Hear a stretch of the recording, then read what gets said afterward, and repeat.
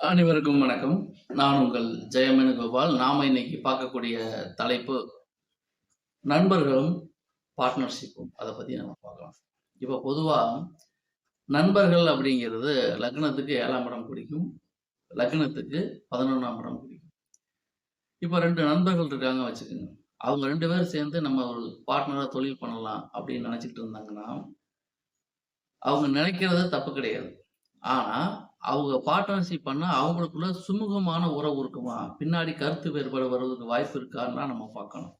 அப்படி யாரும் நம்ம பார்க்கறது இல்ல. நெறைய பார்ட்னர்ஷிப் யாராவது ரொம்ப நாள் இருக்கிறது ரொம்ப ரேர். அவங்களுக்குள்ள எந்த விதமான பிரச்சனைகளும் இல்லாத ஜாதக அமைப்பு இருந்தா தான் நெடுநாளைக்கு அவங்க பார்ட்னர்ஷிப் நட்பு தொடரும். மாறாக பார்ட்னர்ஷிப் ஆகுறதுக்கும், நண்பரா இருக்கிறதுக்கும் அவங்க ஜாதகத்துல முரண்பட்ட அமைப்புகள் இருந்தா, அந்த நட்பு தொடராது. இப்ப உதாரணத்துக்கு மிதுன லக்னம், கன்னி லக்னம், மீன லக்னம், தனுசு லக்னம். இந்த 4 உபய லக்னத்தை எடுத்துக்கங்க.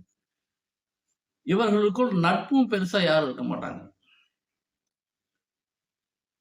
என்ன காரணம் அப்படின்னா, 7ஆம் இடம் பாதகஸ்தானமா வரும். அப்ப 7ஆம் இடம் நண்பர்கள் நம்ம சொல்றோம். அப்ப இந்த 4 உபய லக்னக்காரர்களுக்கும் பெரிய அளவுல நட்புகளும் இருக்காது. அதே சமயத்துல பார்ட்னரும் இவங்களுக்கு ஒத்து வர மாட்டாங்க. அதையும் நம்ம புரிஞ்சுக்கணும். லைஃப் பார்ட்னரும் சரி, பிசினஸ் பார்ட்னரும் சரி, எந்த அமைப்புல இருந்தாலும் இந்த 4 லக்னக்காரர்களுக்கும் நட்புகளும் பெரிய அளவுல இருக்காது. திருமண வாழ்க்கையும் சொல்லிக்கிற மாதிரி அவ்வளவு சிறப்பா இருக்காது. ஏனோ தானோன்னு தான் வண்டி ஓடிக்கிட்டு இருக்கும். காரணம் என்னதான் அருமையான ஜாதக அமைப்புகள் இருந்தாலும், ஒரு லக்னத்துக்கு இன்னொரு லக்னம் பாதக ஸ்தானமாக வருவதால், நட்பு ரீதியாகவும் சரி, பிசினஸ் ரீதியாகவும் சரி, லைஃப் பார்ட்னர் ரீதியாகவும் சரி, பிரச்சனை என்பது இருந்து கொண்டே இருக்கும் அப்படிங்கிறத நம்ம புரிஞ்சுக்கணும்.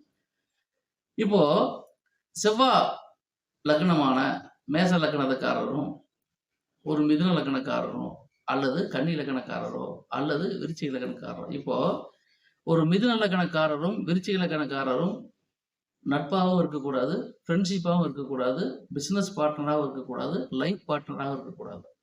அதே சமயத்துல கன்னி லக்னத்துக்கு விருச்சிக லக்னமோ அல்லது மேச லக்னமோ லைஃப் பார்ட்னரா வரக்கூடாது, பிசினஸ் பார்ட்னராக வரக்கூடாது. காரணம் என்ன அப்படின்னா, மேசம், விருச்சிகம், மிதுனம், கன்னி. மேசம்ங்கிறது, விருச்சிகம்ங்கிறது செவ்வாயுடைய வீடு. மிதுனம், கன்னிங்கிறது புதனுடைய வீடு. இந்த 2 லக்ன அதிபதிகளும் செவ்வாயும் புதனும் ஒருவருக்கு ஒருவர் வேதகனாக வருவாங்க. செவ்வாய்க்கு புதன் வேதகர், புதனுக்கு செவ்வாய் வேதகர். அப்போ எந்த வகையிலும் சரி, நட்பு ரீதியாகவும், தொழில் ரீதியாகவும், திருமண சம்பந்தமாகவும் சரி, இந்த லக்னங்களை இணைத்தால் அது அவர்களுக்குள் ஒரு சிறப்பினை தராது. எப்ப இருந்தாலும் பிரச்சனை வரும் அப்படிங்கிறத நம்ம தெரிஞ்சுக்கணும். அப்ப இது ஒரு சாதாரண விஷயம்தான்.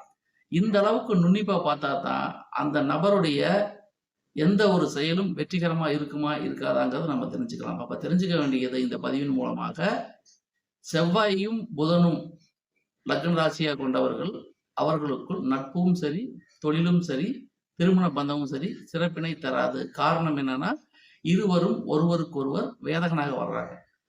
மற்ற ராசியில கூட மாறி வரும். செவ்வாய்க்கு புதன் வேதகர், புதனுக்கு செவ்வாய் வேதகர் போது இந்த 2 சம்பந்தப்பட்ட லக்ன ராசிகளோ கூட்டாண்மைக்கு ஒத்து வராது அப்படிங்கிறத புரிஞ்சுக்கிட்டாலே போதும். இவை முழுக்க முழுக்க பொதுவான தகவல் தான். தனிப்பட்ட ஜாதகத்தை பொறுத்து, அதில் உள்ள கிரக அமைவுகளை பொறுத்து பலன்கள் வேறுபடும் என்ற அடிப்படை உண்மைகளை நாம் மறந்துவிடக்கூடாது. பொதுவான தகவல் என்பது வேறு, தனிப்பட்ட ஜாதக பலன் என்பது வேறு. நன்றி நேயர்களே, மீண்டும் அடுத்த பதிவில் வேறொரு தலைப்பில் உங்களை சந்திக்கின்றேன். அதுவரை உங்களிடமிருந்து விடைபெறுவது உங்கள் ஜெயம் வேணுகோபால். நன்றி, வணக்கம்.